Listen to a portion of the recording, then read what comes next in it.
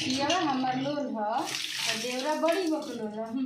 अभी जानत नहीं था हमरा के हमरे नाम पियवा जोर ह। सरवा मच्छर त तबाह कर देले बड़सन। हेने काटो तरसन हेने काटो तरसन। एगो हमर भाई बा सरवा दरी हरामी हो गई बा। ओकर कहानी कही ससुर लोल हवे हमार बड़ भाई कइले बिया लियले लुगाई नाम हो कर अकिलावा झोल मियाँ बीबी मिल के आलूटा सन माजा जानते बाड़ा लो बाण बुझ के कतना मिलेला साजा बाकी मानम ना दोनों के कदम गंडा गोल यही से हमार नाम हो बकलोल। सरवनी मने पंखा जार के रख दिले बाबा कलोला आवे तो सरवा के आवे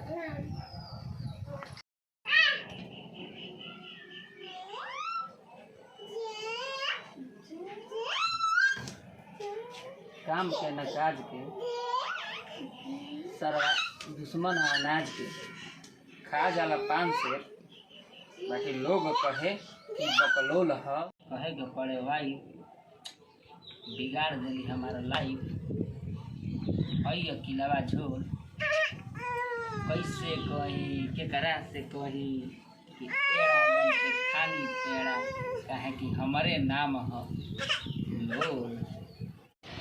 याद कर जहिया कुआर रहलो आ पियावा से पहिले हमार रहलो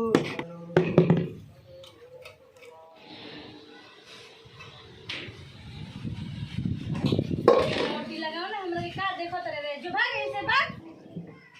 सरावा चिरोई मार के खा गई बरस एकदम सरावा नहीं खसो छोड़े चिरोई।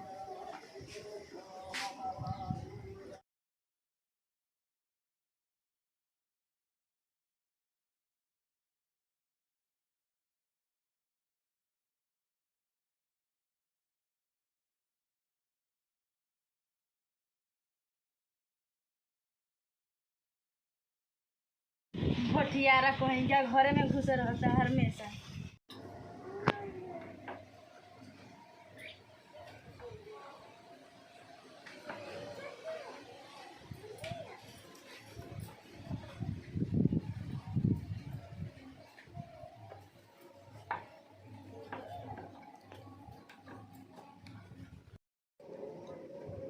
अरे दो गला का ताकत रे हुर बे तो हुर ले गैसा पेटवा में हुर ले चल भाग। जब से हमार माई मर गई बेरा पे खाइलो दुल्हन 6 बज गई अभी ले एगो रोटी ना बन ते भौजाई हवे त कसाई हवे रे। अब हम केकरा से कही तो पेट में हाथी के बच्चा घूम बैठा जिंदगी नरक हो गई। ई मोटी लागना के माई एकरा के मैला खियावत रहल हिया। अब 3 बजे एकरा खाती हमरा गाय गरु के मांस निरेट पड़ी तब एकर लाद भरी। हम कहतानी लोला से कि हमरा के नजर छोड़ दे बाकी ना तू कहे के हमरा के नजर छोड़ एकरा से हमरा छाती पर मूंग दरावता। आज हम मानब ना अब एकनी के छोड़ के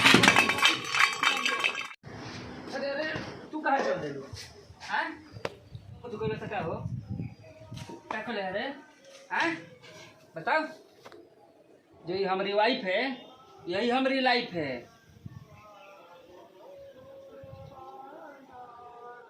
जाए दो मत किसी आप सोना जाए दो। हाँ तारवाई हमार मेहरारू वो जाई के मेहरारू रे। अरे हाँ हाँ भैया हम तोरा सी कहतनी नु भौजी हमार बड़ा मन भौजी पूरा पट्टीदारी में प्रसादी बांटत हमारा मंगला खातिर दौड़ दौड़ के रास्ते काटत। अरे मुँह झौसा कर माटी लागो। अरे ए जी ना ई हमार लुगल उठता। रउआ हमार पति परमेश्वर है हम सती तो रउआ महेश्वर है।